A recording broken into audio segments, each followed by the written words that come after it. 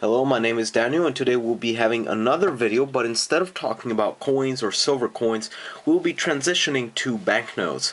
Now, not any type of banknotes. Today, for part 1 of the banknote video, we'll be focusing on US, European, and Sudan for some reason. So I'll be just showing you because they're at the top. So let me just take out of this box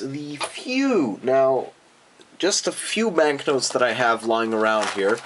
And I'm just gonna put them right here. So here we go. Here's a little stack of the pieces. So we're gonna be dividing this into larger parts. I'm just gonna stop until here for now, and I'll talk about later other banknotes in the future. So let's start with these ones here.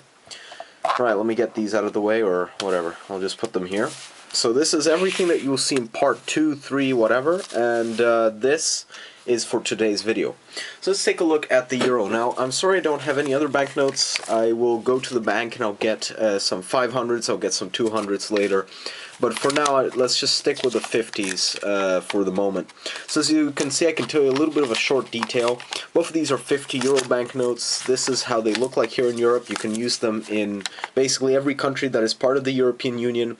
And if I'm correct, I believe parts of the ex-Yugoslavia use the euro in a non-official way.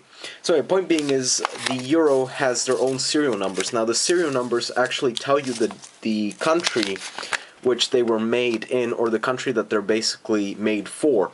So here we have X, and X stands for Germany.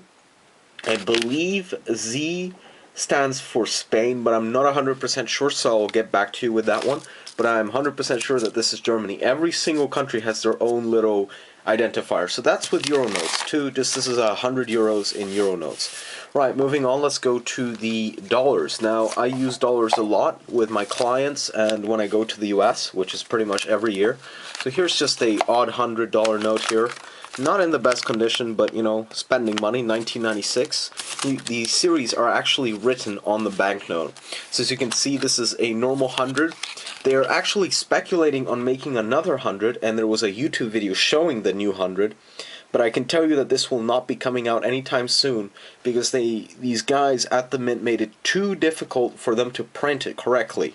So you will not be seeing these anytime soon, at least by my sources. Let's take a look at these 20s here, and I'm going to see if I have an older 20. I don't, sadly, but these are the newer 20s, series 2004, 2006, and 2009, I believe. So series 2004A, basically it's just the series that are given. So this is the newer one. This is the series 2009. This one, someone did request they needed this, so probably I'm going to sell it to them.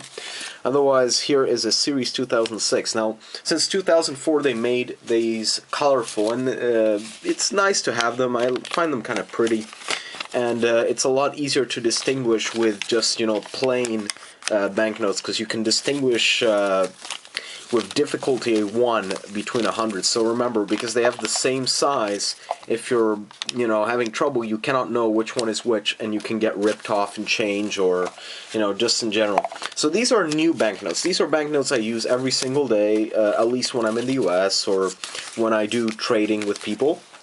Here are smaller denominations. I don't have a 10 on me, but I have a great example of the older and the newer 5. So here is the series 2003A for the $5. As you can see, no color on it, basically.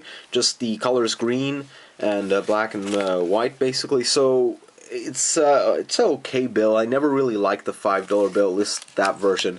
Now when this one came out, it got interesting. So they got rid of the oval and they made this series on the side, and as you can see, this is series 2006, so not necessarily the newest one, but still pretty good.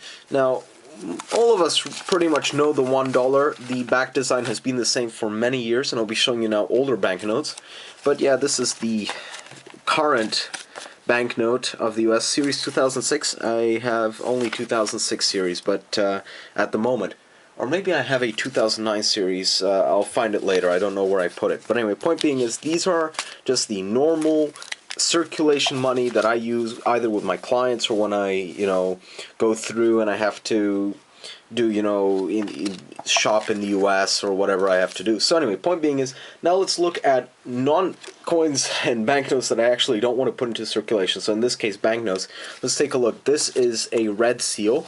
Now, red seals go for a good price, actually. Depends on where you buy them. I bought this one, I believe, for $15. I'm not exactly sure. Series 1953A with the red seal. I love the kind of red seal.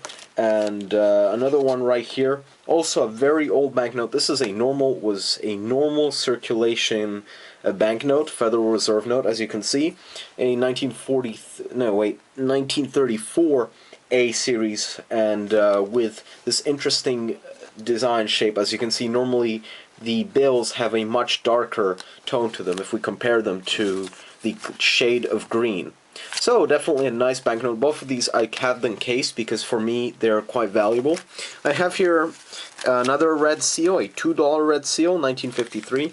I like the design at the back. In fact, this one isn't in the best condition, but I keep it anyways.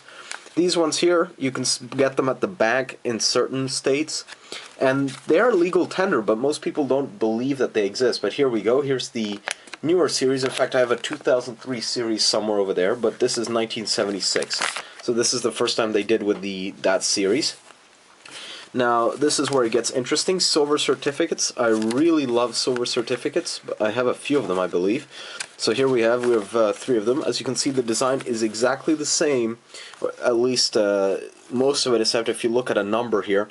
But the design is pretty much the same as the newer 2009 series, and this one here is from 57, another 57, A and B, and a 1935 series. Now, they're not worth a lot, but they're still a good thing to have around, and I like silver certificates, so I keep them.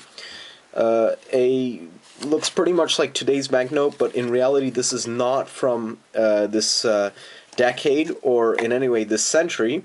This is from the year 1963. I'm just going to get this close. As you can see, the signatures are not like the normal banknotes, so let me just show you the difference.